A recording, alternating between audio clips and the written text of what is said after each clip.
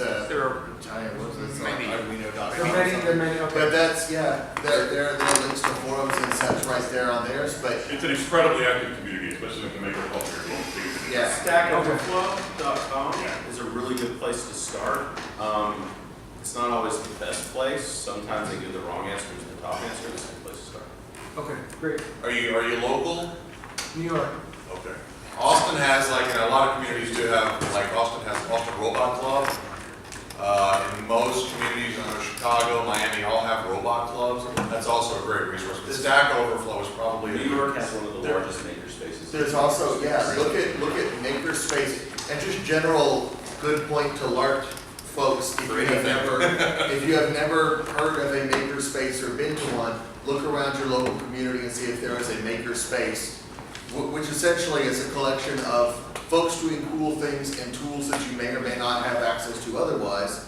Hackers, they're also called hackers. Hackerspace or makerspace. Makerspace in Troy, New York, that is not uncommon in that it has blacksmithing, sewing machines, a kitchen for cooking, lots of 3D printer, lots of places to work on electronics. Hackerspace is basically a mad scientist workshop. Yeah, There's a bunch of we servers, call it a tech sewing space here in machine, Austin. and an anvil. Exactly. Yes, sir, and an awesome bow tie. So, as a comment to that, there's a really good Arduino starter kit that has a book with projects, all the different breadboards, everything you need to do. And I think like the first project is even a small spaceship prop thing. And that's a great starting point. There's also Onion, which is another hardware platform that uses JavaScript, which is common to many web developers. That's very accessible.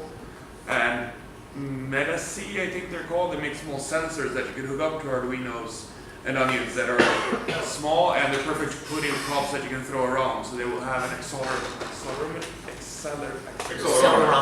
Sorry, I can't pronounce it. But small sensors, so you can pretty much real-time track how things move.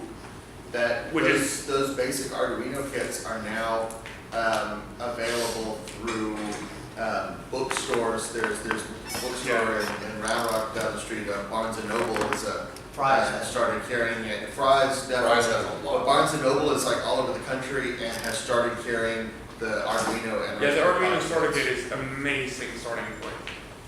Also, I mean, the core thing you want to do, correct me if you've got a different opinion on this, but define your input, define your output. What is it you want to trigger? What is it that will trigger whatever you want to do, and then what do you want to do with that? And if you can define carefully the input and the output, you can either find a solution that will take your input and will do your output, or you can ask for that input and output. People will start coming up with solutions for you. A variation on that is you're doing something constantly until you're made to stop it. Absolutely. That's often a frequent problem. So But then the input is the thing that will make you stop, right? You still have, Yeah, this is an excellent point, because even though I really like the possibility of what you can do with these microcontrollers, depending on exactly what you want to do, you may not even need that. So for instance, if I want to have the ability to magically pick up something from the table, say, I don't necessarily need something that's going to be able to do that. I've got a ring with a magnet on my finger right now. Practical effects. So one reason I wanted to do this panel is I run an organization called Scare for a Cure, and we do about a 145,000 square foot haunt adventure every year. You go through in a team. 5 years ago, I had the most amazing maker guy named Edwin Wise. If you're in Austin, he's a maker, he's a genius. He created all of our special effects. Did I mention I'm a cop? I couldn't figure shit out. All right? So if he got hit by a beer truck or something, I'm screwed as the director. So I had to search out for a solution. The solution I found, and I love the microcontrollers and everything else, but I needed an even simpler solution because while that stuff is fun, I don't have time for it. So I came across something called boo boxes. Anyone heard of boo boxes? Google it. They're basically little microcontroller sets that the dumb guy can use. So you can buy a $40 one that has one on-off and then a trigger, like a pressure plate or a laser trip beam or anything. You've got one that has 2 effects and a sound effect. You know, that's $69. They're priced based on how much you want to spend for the effect. Was that BOOBOS? Boo, Yes. yeah, boo boxes. They're big in the hunt industry. They're huge in the hunt industry, but I use them for our Quest Night LARPs, and I've turned them on some of my other friends who LARP, because they're inexpensive, not as cheap as building your own, with like an Arduino kit or something. But for someone like me, Boo Boxes fills my need, and it's reasonably priced. And they have stuff that's do 32 effects over a 3-hour period, or for me, 2 little effects and an audio for hitting a tripwire. So, just want to throw that out there. As any good project manager will probably tell you, time, expertise, and actual money are all forms of resources that you have to use to make a game. So if you only have a certain amount of expertise, you only have a certain amount of time, you only have a certain amount of. So we got one question from the awesome bow tie. You had a question too, then we'll go back.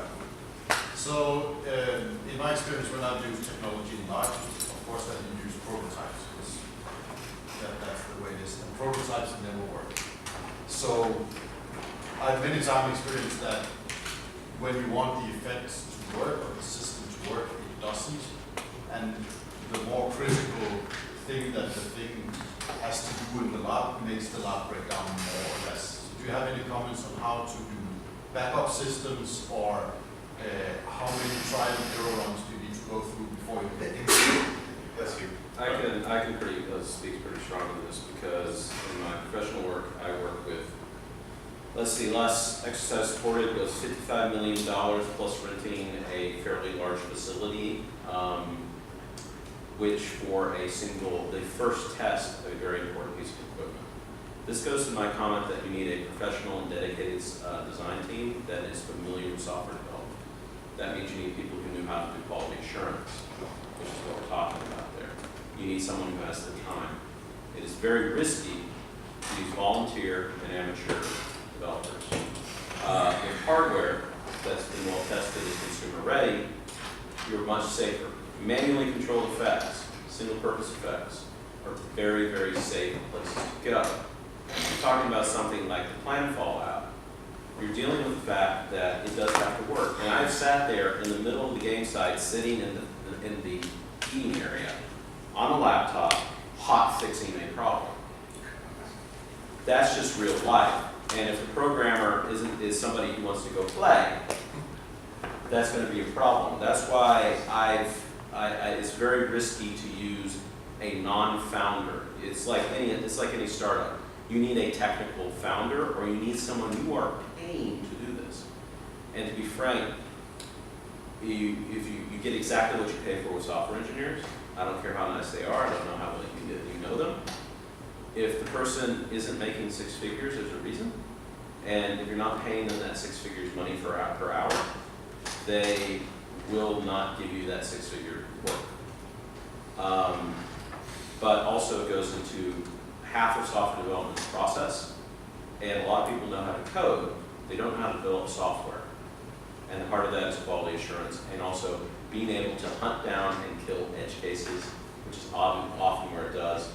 Knowing that when you make a piece of electronics, get it wet and see what happens, and who aren't afraid to fail and break their stuff before you do. If you made something and you're worried about it, test it as much as you can until you're not worried about it, and then put it in. If it still breaks, well, things happen, but put things in for something. Unlike some of the stuff lately, is a nonprofit that makes no money. It runs at a net loss of about $10,000 a game at least. You mean and that per run of per run of the whole game, right. Per run of the whole game, which is over 2 months and about 170 players total, 10 at a time. It's a small game.